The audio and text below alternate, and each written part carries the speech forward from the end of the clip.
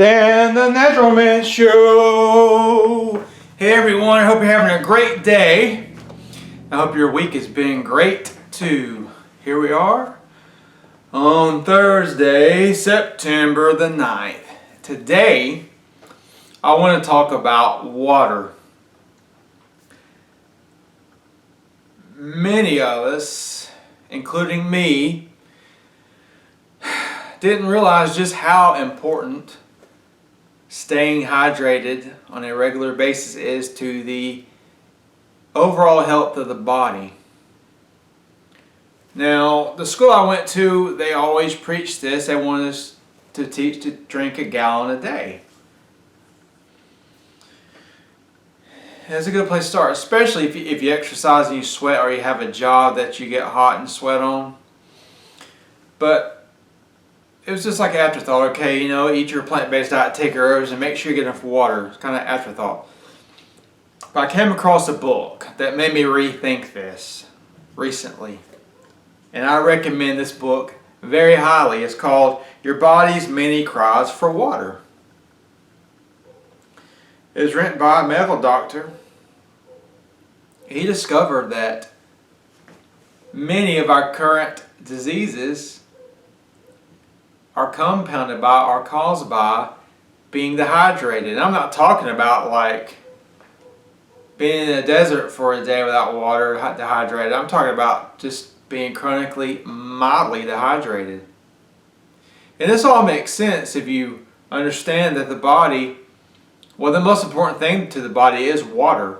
We can only live 3 to maybe 5 days without it, and then you're done, because the body cannot produce the life-giving processes every day. Cellular respiration, organ function, all these things are dependent on an adequate supply of water. And if you don't have the water, then these functions either cease to function properly, or they shut down altogether, depending on how dehydrated you are. Now, I'm going to go through and say some of the diseases caused by lack of water. One of them is high blood pressure, and how many people are diagnosed with high blood pressure?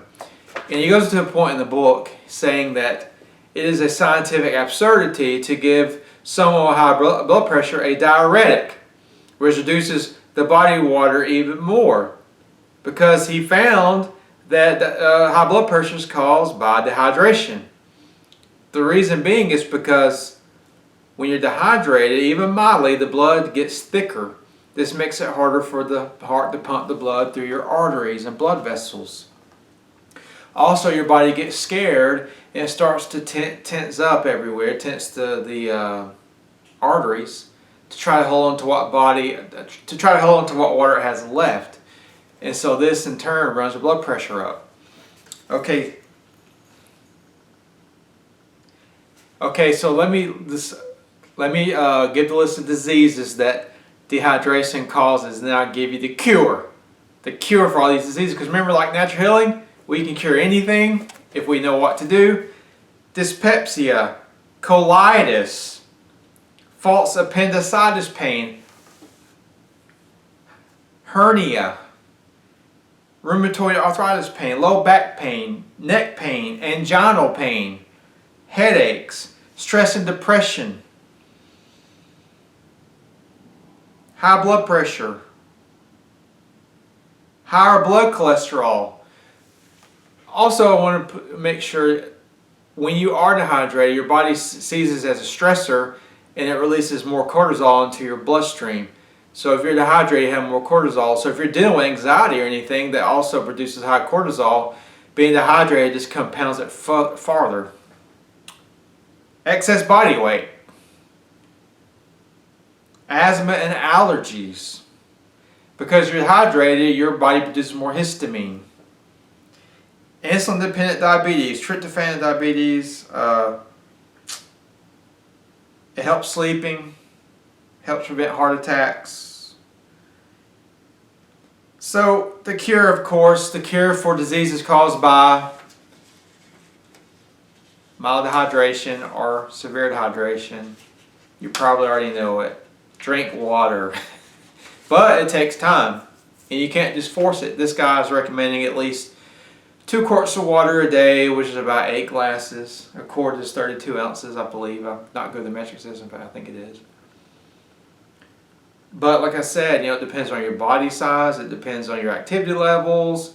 There's another recommendation these days to drink 1 ounce per every 2 pounds that you weigh. So, 180 pounds, 90 ounces.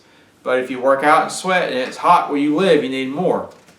So he also recommends for every 10 glasses of water you drink, you add, I believe it's 1/4 to 1/2 teaspoon of salt to your diet, because it can wash your salt out of the body from the frequent urination.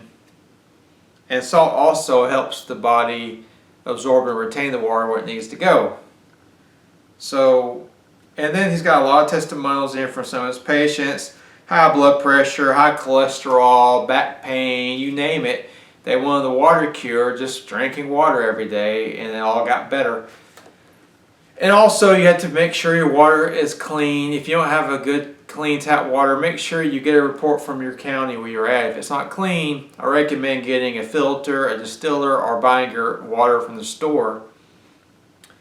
But yes, this is a very eye-opening thing, and it'll make me teach.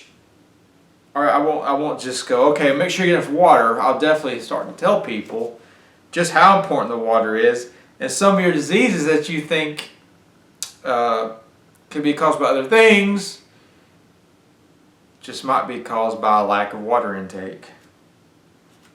And also remember, coffee, it's not terrible, but it also is a diuretic. So if you drink coffee, you probably need to drink more water as well. And remember, we're all in this together. Lifestyle changes, some people can go cold turkey, some people can't. But what's most important is every day try to implement a new healthy lifestyle protocol. So I think my shirt says it all, and I don't think I can read it. You are allowed to be both a masterpiece and a work in progress at the same time. And I think we're all in that boat, folks. So if you found this video interesting and helpful, like it, share it, subscribe to my channel, check out my page, danthenaturalman.com, and until next time, keep it natural.